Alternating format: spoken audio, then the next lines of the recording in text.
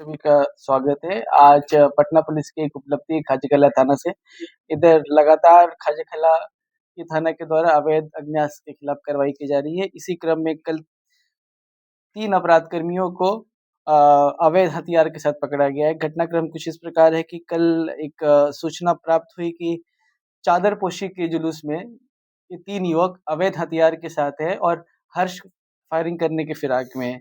सूचना का सत्यापन किया गया, उसके उपरांत पुलिस के द्वारा वहाँ पे रेड किया गया और उक्त व्यक्तियों की पहचान की गई।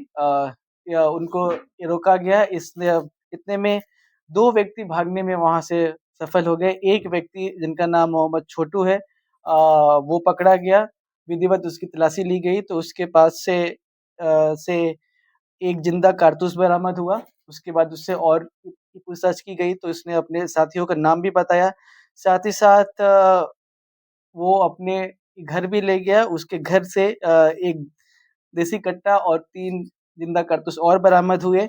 उसके बाद उसकी निशानदेही पे जो उसके 2 अन्य साथी थे, मोहम्मद सद्दाम और मोहम्मद सारिक, इन दोनों को भी लोधी कटरा से गिरफ्तार कर लिया गया। इसमें से मोहम्मद सारिक सारिक के पास से एक और देसी कट्टा और 2 जिंदा कारतूस बरामद हुआ है।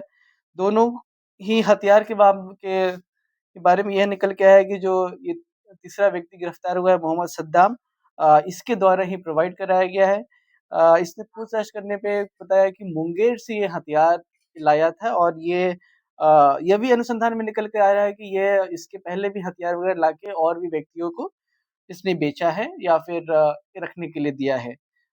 इसमें और हम अनुसंधान ये कर रहे हैं तो इस मामले में ये पूरे-पूरे 2 देसी कट्टा जो अवैध है और 6 जिंदा कारतूस बरामद हुए हैं। और अभी तक तो यही निकल कर आ रहा है कि यह जुलूस में हर्ष फायरिंग करने की फिराक में थे, जो एक अपराध है। अब आपराधिक इतिहास अभी तक तो हमें प्राप्त नहीं हो पाया है, बट संभव है कि मोहम्मद सद्दाम का आपराधिक इतिहास हो, क्योंकि उसके द्वारा हथियार के बेचने-खरीदने की बात निकल कर आ रही है। इस तरीके से खाजीकला ये थाने उनके एक्टिविटी के कारण एक बड़ी घटना होने से टल गई। मुंगेर जहाँ से हर्ष फायरिंग करके दंगा फैलाने की कोशिश थी।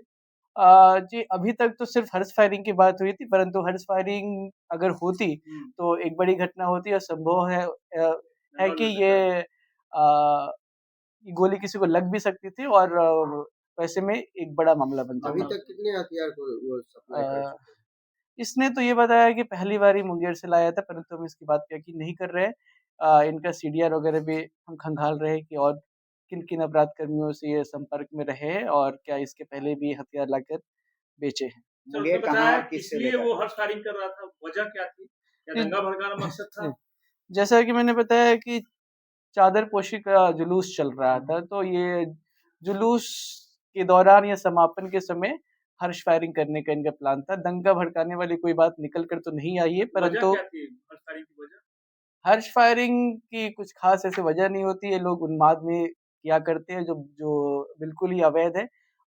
हर्ष फायरिंग करना भी अवैध है और अवैध हथियार के साथ हथियार वैध हो या अवैध हो, हर्ष फायरिंग करना अपराध है। ये मैं पहले कितनी बार भी आप लोगों को ये प्रेस कॉन्फ्रेंस के माध्यम से मैंने ब्रीफ किया है। सर, अमर शुक्ला की हत्या के मामले में क्या